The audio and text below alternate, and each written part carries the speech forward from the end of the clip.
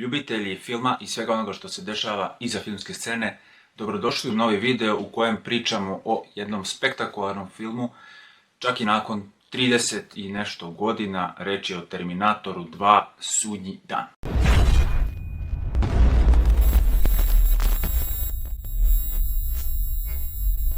Ispričat ću nešto što se mnogo priča po YouTubeu, ali samo u ovom videu sve to ćete naći na jednom mjestu i naravno prevedeno da ne morate time da se zezate, pogotovo ukoliko vam engleski nije baš jača strana. Ne preostaje mi ništa drugo nego da vam kažem da uživate u nastavku videa koji slijedi. I odakle početi ovakav video nego od početka. Dakle, film započinje sa dolaskom Terminatora iz budućnosti.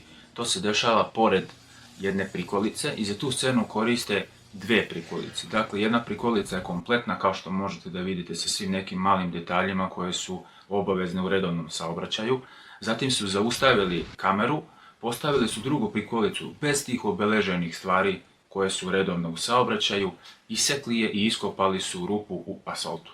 Tako je nastala ta scena. James Cameron nije obavestio Schwarzeneggera da njegov karakter T-800 neće ubiti nikoga u filmu. I to se Arnoldu nije dopalo, insistirao je da promijeni scenarij jer je smatrao da će film tako propasti. Bio je nervozan zbog toga i rekao da je on Terminator i da je to ono što on radi. Međutim, Cameron je ostao pri svojoj odluci i ubedio je Arnolda da će sve biti u redu. Pregovarali su samo o ovoj sceni kada Terminator i John Connor dolaze u mentalnu bolnicu kako bi spasili Saru Connor.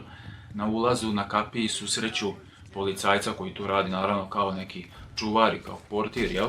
Arnold je pitao mogu li da ga ranim u nogu.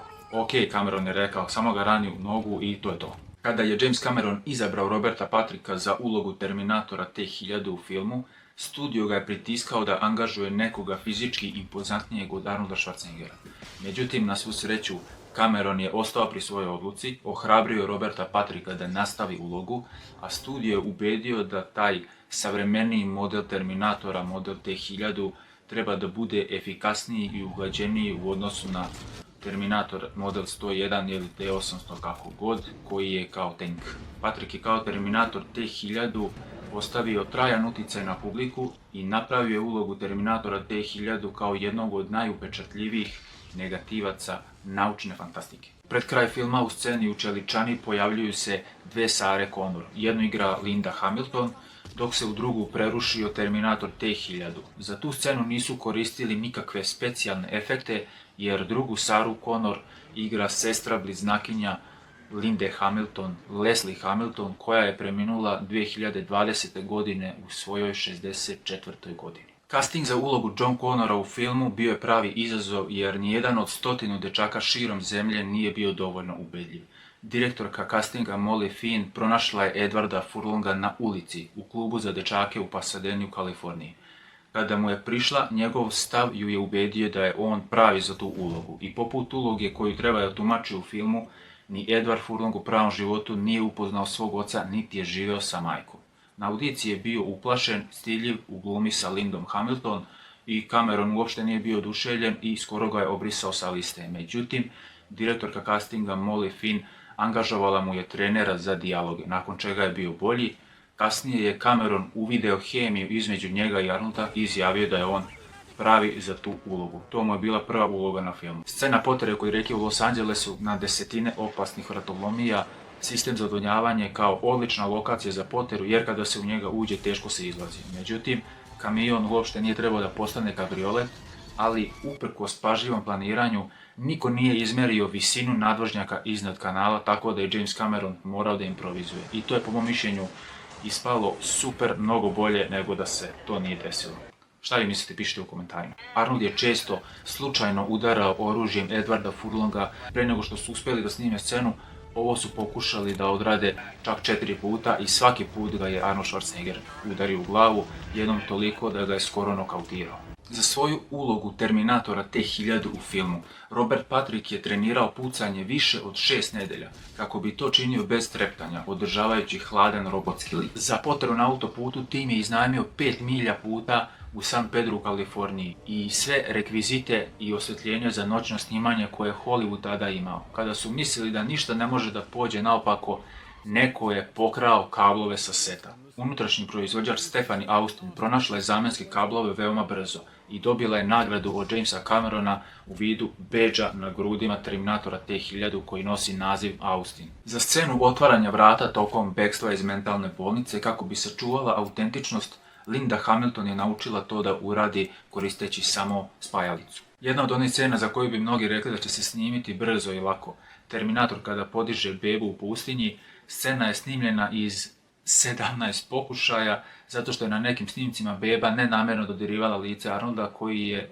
izjavio da mu je teško bilo zadržati ozbiljan izraz lica kada je sve oko njega tako slatko. James Cameron je ovaj trenutak nazvao divnim i značajnim i veoma važnim dijelom filma na koji se i on uvek nasmeje, jer su, kako kaže, beba i Terminator vizuelno toliko suprotni. James Cameron je otkrio da je Arnold imao problema sa kontrolisanjem motocikla dok koristi sačmaricu. Cameron je njega zahtevao i da vozi i da skreće brže, zašto se Arnold izvinio i rekao da izgleda lakše nego što jeste. Kada je prvi put izašao sporom motociklom na ulicu, James Cameron je preko radija pozvao Schwarzeneggera i pitao: Arnolde, postoji li ikakva šansa da se taj motor kreće brže, na što je Arnold duhovito odgovorio: ne sa mnom na njemu. Tako da je 80% scena na motoru uradio kaskader Peter Kent. Jedna od tih scena je i ova, kada su kranovima i sa dve sajle vezali motor i spustili ga dole na tlo.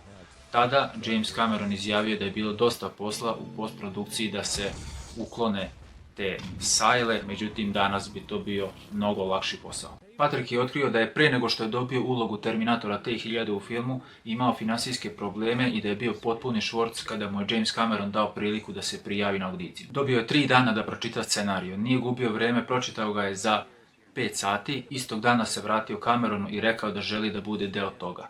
Patrickov entuzijazam i odlučnost ubedile su Camerona da je on pravi za tu ulogu. Ta uloga mu je promenila život i karijeru. Tokom intenzivne Arnoldove pucnjave i sačmare u liftu, Linda Hamilton je pretrpela trajan gubitak sluha na jednom uvetu. To se dogodilo jer je tokom pauze između 2 snimanja zaboravila da vrati čepove za uši.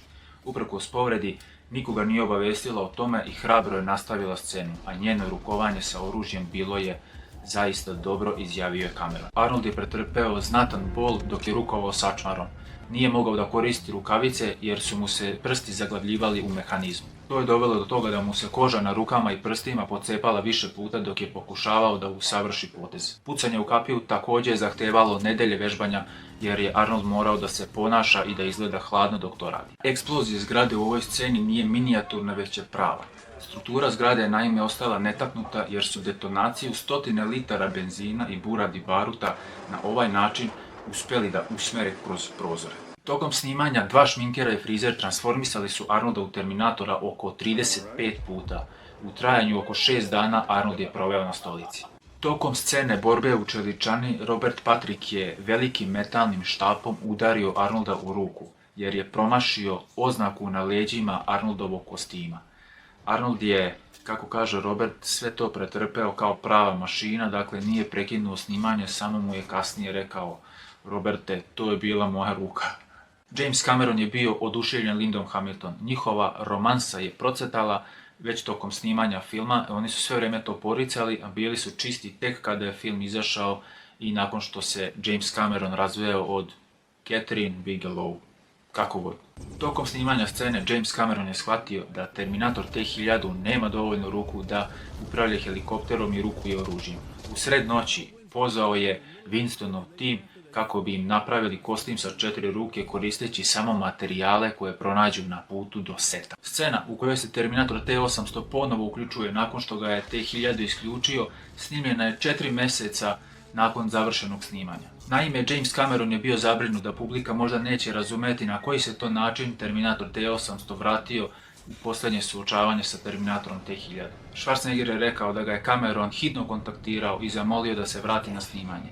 Uprkos Arnoldovom planiranju da Božić provede sa prijateljem Bruce Willisom, morao je da se vrati na snimanje i scenu izvlačenja metalne cevi snimi na badnji dan. Robert Patrick je prošao rigorozni režim trčanja, vežbajući disanje isključivo kroz nos, kako bi ubedljivo prikazao kiborga sposobnog da trči velikim brzinama bez pokazivanja umora. Trenirao je toliko intenzivno da je u prvom pokušaju snimanja ove scene uspeo da potapše po ramenu Edwarda Furlonga koji je tada, kao što znamo, bio na motoru. Sad, neki kažu da su kasnije morali da angažuju kaskadera da ga zamijeni jer je Edward izjavio da se boji brže voziti taj motor, mada u nekim scenama možemo i da vidimo da je motor sa njime bio vučen autom. U ovoj sceni potere koju zaista obožavam, pilot helikoptera, vijetnamski veteran, obavio je vratolomije kao profesionalac, međutim kamerman i ne baš.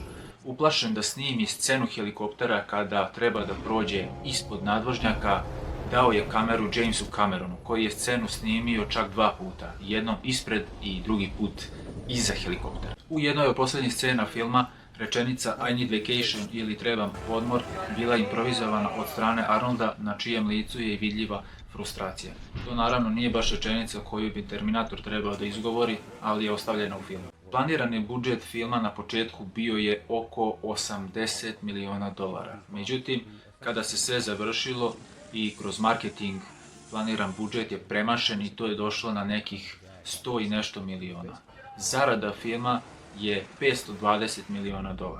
Uprkos tome što kroz sve dijaloge u filmu izgovara samo 700 reči, Arnold Schwarzenegger je bio plaćen $15 miliona, što znači da je za jednu izgovorenu reč bio plaćen $21.429. Također je dobio i neočekivan bonus u vidu malo korištenog aviona u vrednosti oko $14 miliona kojeg je dobio od producenta Marija Kassara samo zato jer je prihvatio ulogu. Znajući koliko je Arnold zaradio, Linda Hamilton i nije bila toliko zadovoljna svojom zaradom od $1 milion jer kaže da se sve vreme u filmu borila sa Terminatorom. Robert Patrick za film Terminator 2 uzeo je $65.000.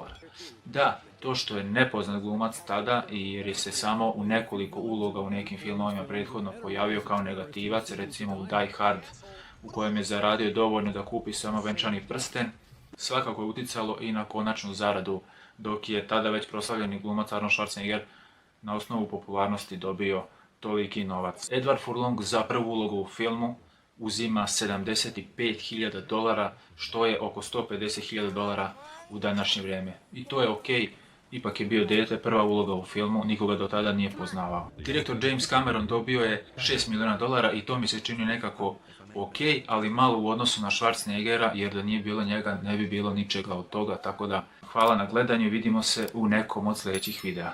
Pozdrav!